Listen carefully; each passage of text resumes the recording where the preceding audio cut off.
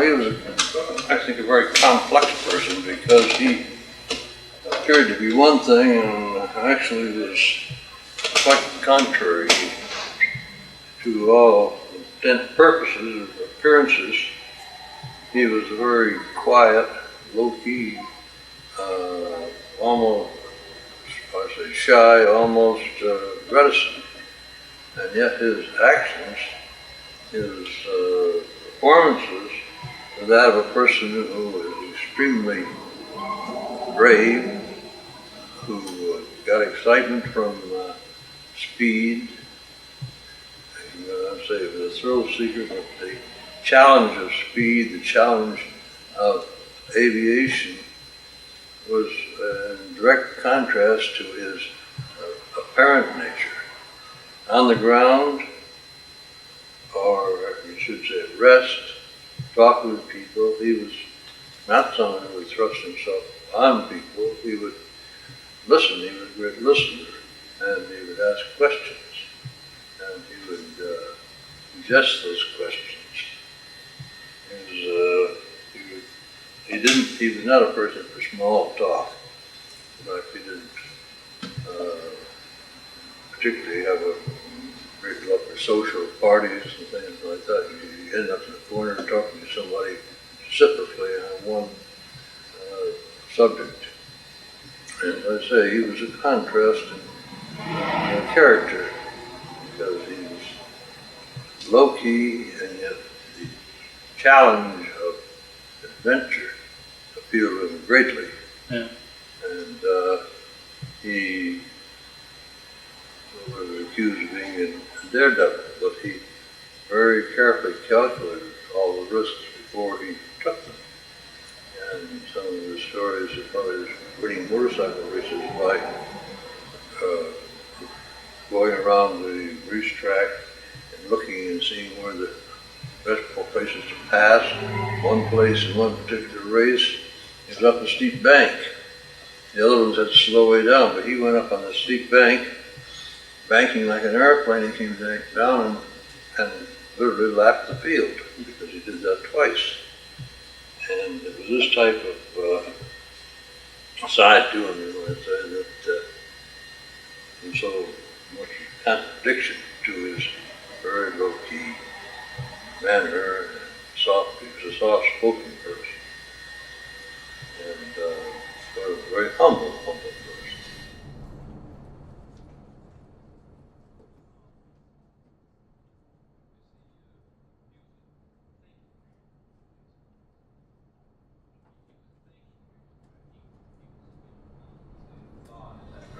Oh yes, very much so. He was, like to design things on napkins. He was probably one of the first people to do tablecloth designers, they say. And talking and designing. Or he'd be talking up in the shop and saying, "This is the way I want to do it." He'd grab a piece of pencil and charcoal and start on the whiteboard wall and say, "Let's do it this way." And, they tell a story about after they built the first successful one for the Navy, flying boat for the Navy, flying boat was a hydroplane. And it was successful, and the Navy brass were coming out in a couple of days, and they wanted to get everything in the shops spick and span for them. And the Navy saw this plane, liked the looks of it, so they walked over to the shop, and he designed most of it on this wall, and the maintenance man, in his exuberance to get things cleaned up, he whitewashed the wall. Of course, all the plans were gone. And he's that kind of a person that he would very often on the back of a letter or something like that. That was part of it. Eventually, when they got a drafting department and so forth, they take these envelopes and put them in drawing form. But no, he was always thinking and always planning way ahead of what was going to develop.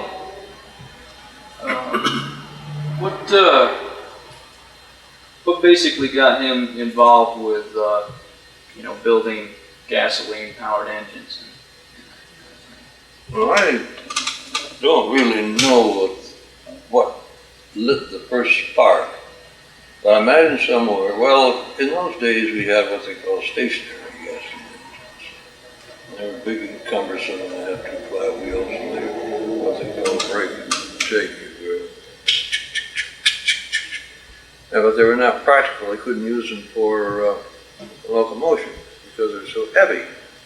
And I think he saw an advertisement for a kit of caskets, and he sent away for a lightweight engine, and had a local machine shop machine them, and he mounted these on a bicycle. And I think that's when he literally took off and became completely involved with motor, because he had to build a carburetor for it. He had to figure out that he used part of the doctor's electrical spark machine to spark the carburetor, or the spark plug. And used a tomato can was the gauze cloth, and the bottom was for the carburetor. And there was a lot of imposition, and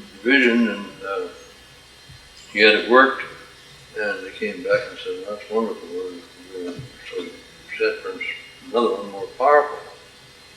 And in those days, the state of the art was pretty basic and rudimentary.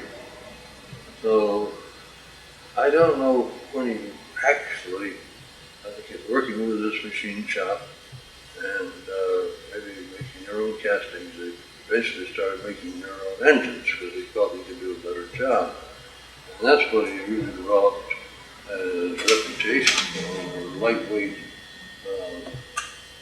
very efficient in those days, by those days standards, efficient and reliable engines. And it was the reliability of these engines that first attracted Baldwin, who was putting a dirge out on the West Coast. And he saw his motorcycle go by, and dropped the fellow and asked him, "What kind of an engine is that?" He said, "It's Curtis Hammondsport." And that was the first aerial application of motor. And I believe it was flying one of Baldwin's dirigibles. He moved his operation back to Hammondsport, Baldwin, Captain Baldwin, and was flying one of the Baldwin's dirigibles. That was the first time he went up in the air. He got the feeling, and he kept developing these engines from one cylinder to two cylinders, and eventually the top of the 8-cylinder engine that he put on the motorcycle that he took down to Ormond Beach in 1907, and did a mile in 26 and 2/5 seconds, 132 miles an hour, incredible speed. And it took an incredible person to ride a motorcycle, considering the tires, the wheels, the bearings that were available in those days. So he did that, and that record wasn't broken. Nearly 30 years with the motorcycle, and nearly 10 years with the car or anything else.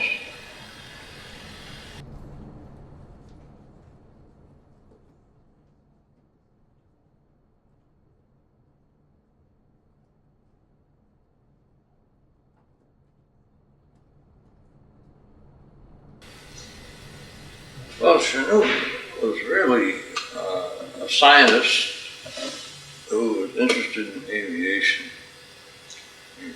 aeronautics, I guess you'd call it. And he developed what we call the Chanute type glider, which was the early, well, not too long ago, they were flying those hang gliders again, 60, 70 years later.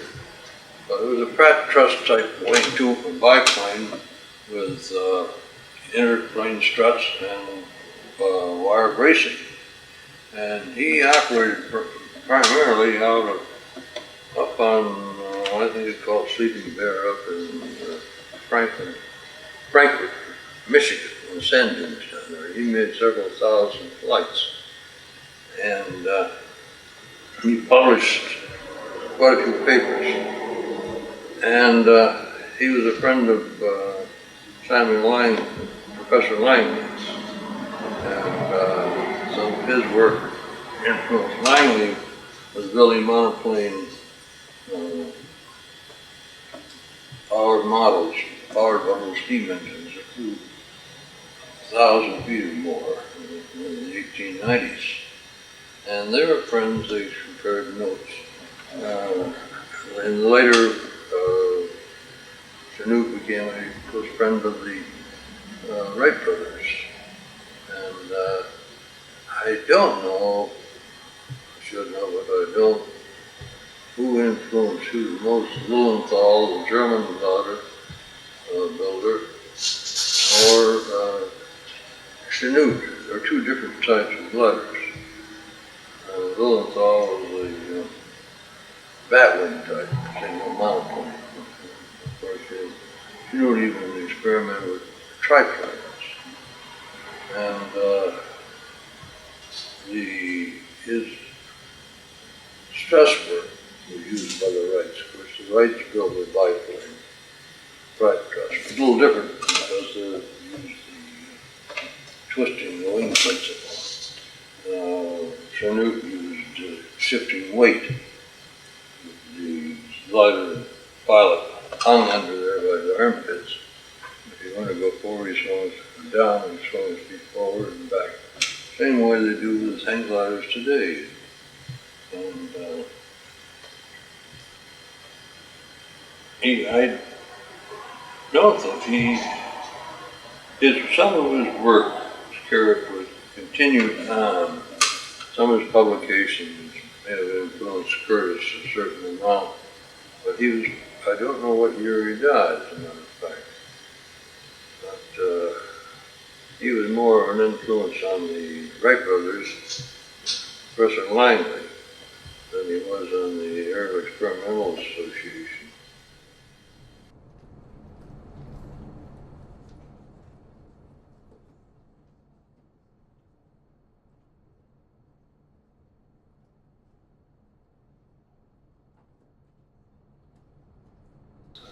Well, it was an unfortunate situation that influenced American aviation in a great many ways, and not many of them in a good sense. The Wright brothers, no question about it, were the first ones to fly. And in our camp here, in the Curtis camp, we feel that had Professor Langley had a little luck, is the word he used, a different type of launching system. His Langley aerodrome would have flown in fall of 1903. But they were both, and they're working on two different levels. But the Wrights, and anything I've read in a lot of first-hand reports, the Wrights wanted, almost more than anything, to be amply rewarded for their efforts. They wanted the patent, and they wanted to sell the patent. That in biographies and research papers and everything, you are made aware of the fact that the Wrights are very, very conscious of protecting everything and getting as much from it as possible. Consequently, they began to make it difficult for anyone in this country to build airplanes, even fly them. They wanted to license everybody. And we told a story about Barnum, the French aviator coming into New York, and they met him in a process server, but in the beginning, statement that if he'd had to pay $10,000 bond before he could fly his airplane in the United States. And he just got back on the boat and went back to France. And so when Curtis started operating, they promptly issued writs against Curtis for infringing on his patents. And the big problem I see is that they were given too broad, their patent had too broad a scope.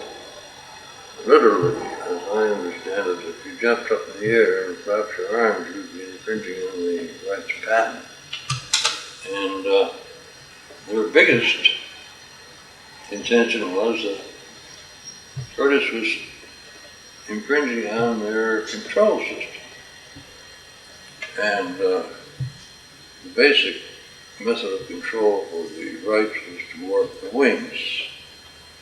Actually, warp all wings. And Curtis' wings were solid, and they used the ailerons, or small wings, which is suggested by Doherty and Graham Bell. And the controls were entirely different. As a matter of fact, Ruth Law, the woman pilot who did very well, she learned to fly the right machine, but she had a falling out with the rights of what? But she came to Hammondsport and wanted she wanted to buy a Curtis plane and fly in an exhibition. She could not master the Curtis system, controls. So Curtis fitted up one of his airplanes with right controls. We've got pictures in the library in the museum here of her hands on the two sticks. One you turn the rudder and one you warp the wings. And but that was the basis of their contention, was that Curtis was infringing on their patent. And that was a very, very bitter feeling between the two companies. More so the rights than Curtis.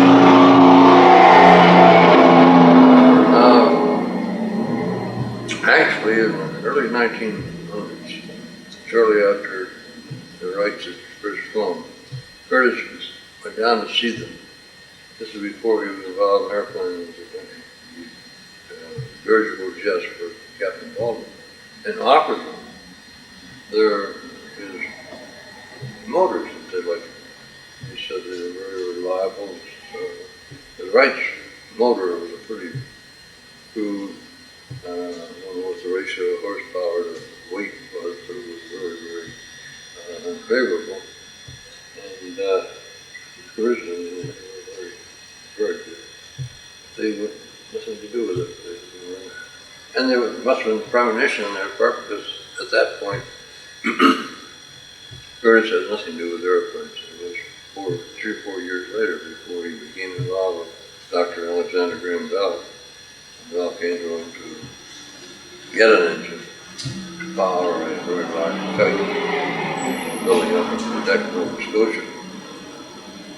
But that was really the beginning of it. And Curtis founded a exhibition team.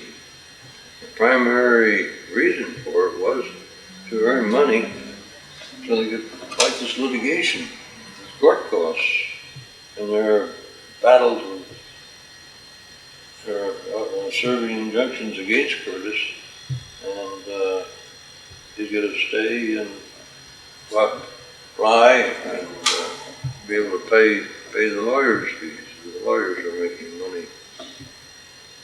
And it wasn't until 1914 that this was put to bed when the government said, no, we've got a war coming on, we want these planes, and we can't have this battling going, you've got to prove your patents. Because Curtis actually had patented the flying boat. How he got a patent on the flying boat, I don't know, because it had controls on it. But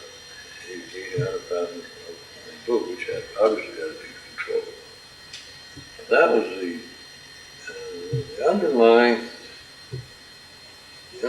feeling behind the whole thing was this very, very bitter feeling that the Wright brothers had that everybody was out to do them out of their just position. And yet, they did very little for aviation except hold it back for about 5 or 6 years. And the later Wright planes, of course, here in Hammondsport, which the whole town was up in arms against these patents because, the court suits, because Curtis was a local boy. He started out with nothing, built his factory, hired a lot of people, and here were these two people who were trying to put him out of business.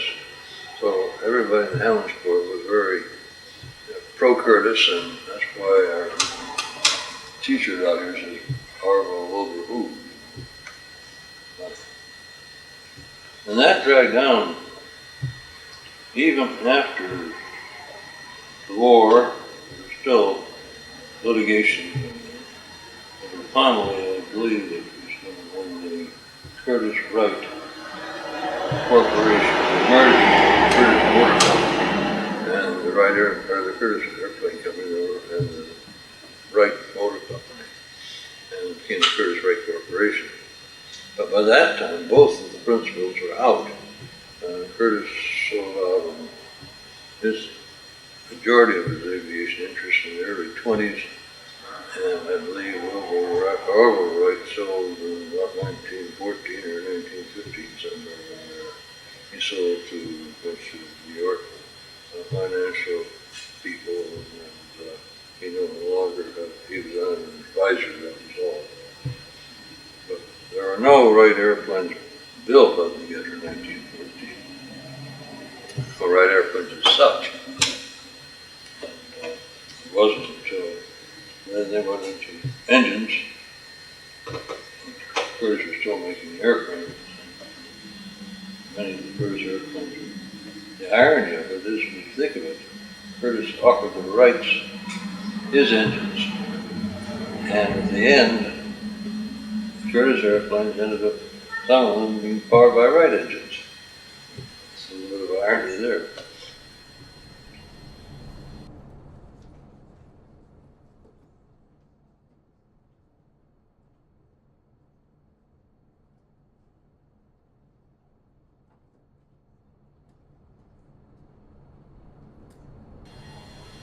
They were rebuilt. The feeling here was it was restored. Somebody said, around the time, did you expect to use it with, fly it with 10-year-old silk on the wings and 10-year-old dry cells? But the thing happened that since bringing to Hammondsport, the only suitable area to fly it from was a lake. So they put floats on. That added 300 pounds to the original airplane. And they did actually fly it with the original engine, which was built in 1902. Well, actually built in about 1898 to 1902. It was a very incredible piece of mechanical engineering. And then the engine was 52 horsepower, which was unheard of in those days, for the weight. It was a rotary engine, started out, and they brought it up here in 1914 with the idea of proving, and they did, as far as I'm concerned, that it was capable of flight in its original configuration. And of course, a lot of people said, well, they modified this, they changed that, they did all these changes to it. But I have the Smithsonian paper, the original one, and they listed what had to be changed. Really, the big thing was, there's a model right behind you there, and the big thing was they had to beef it up so that it would withstand the weight of those floats. Now, they flew it in the original configuration from the ice in the winter of 1914, 1915. And it flew with the original engine, the original configuration, without having the floats in it. They just had runners put off the ice.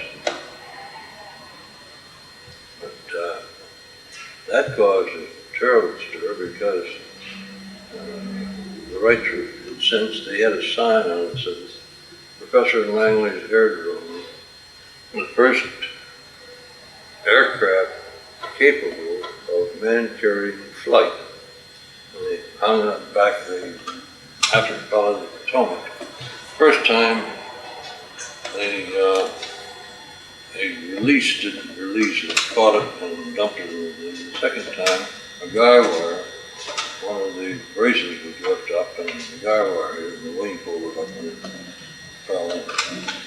So they patched it up and hung it up in the Smithsonian. They spent $50,000 to build it. It's built like a violin, absolutely beautiful workmanship. And they patched it up, hung it up to that sign now. And that, of course, made the Wrights furious. And that's why they sent the Kitty Hawk, the Wright Flyer, to England. And then the Smithsonian, a different group of people, Dr. Langley died, another group of people thought we ought to have that back. So they wrote out another paper, completely reversing their procedure findings on the first one. I have both copies of them. It's interesting to see the double talk and the backtracking. But the people that flew it, the people that saw it fly, and are convinced that it was capable of flight at the time it was built. If you just use a different launching system, if you launch it from wheels or runners or something like that, all right. But I don't know what it is. He flew his models and they landed in the water and didn't get hurt. And they were 10 or 12 foot span. They were pretty good size, some 15 feet. And the coal-fired steam engines. And they'd fly 1,000, 2,000 feet along the Potomac, and when they ran out of steam, they'd just float down the river. And they expected to do the same thing, except you had the pilot's cockpit underneath the airplane, so the first thing hit the water was the pilot. And, so that was a very interesting experiment. It's a shame that they weren't able to reverse the right pattern. It's mainly the pattern we find fault with because it held up. There was no aviation development, really, from the right standpoint. They threw behind a board bench, you might say, from 1903, 1904. They hardly flew at all, and they didn't do any developing. The planes of 1910, 1911 look exactly like the ones of 1903. And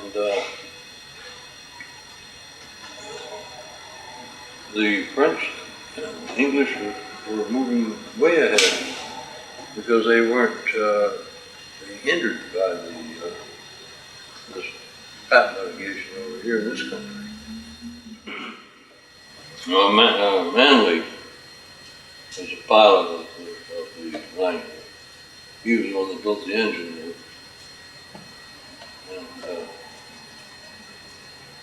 And it's been a very sore point in the aviation because the Smithsonian would rather forget the whole thing and sweep it under the rug because they have the Wright Flyer down there. But the big thing is that people don't realize as the great contributions that Curtiss actually made to aviation today. And so much of his work, so many of his ideas are visible And you don't see any airplanes today working any wings. You see the ailerons, the tricycle gear. You see so many construction that he pioneered. And work in aerodynamics just helped bring aviation along. There was his Jenny that was used by, of course, the Allies in training. They trained most of the pilots in World War I in the Allied pilots. And they continued on developing it.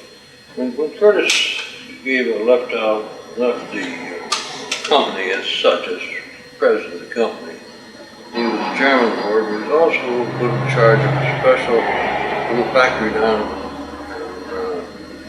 in Long Island, Garden City. That was the engineering, Curtis engineering branch. That's where they built the NC boats. And they did these experiments, and he was in charge of that. He was back in the type of work he liked to do. He hated red tape. He hated,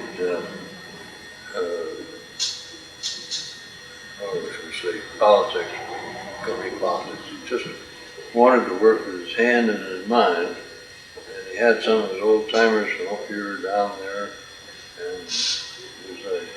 and then when they closed that down, or slowed it down, when the war was over, that's when he got out of aviation.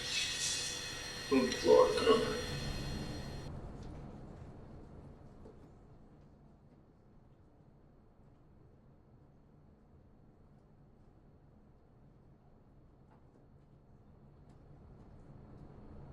Well, he moved to Florida because they started some schools down there.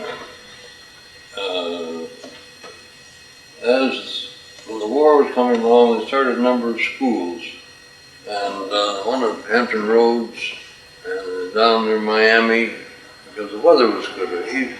When he first started his activity, he would close Hammondsport up because of the bitter winters we had. And they'd go to San Diego on North Island there.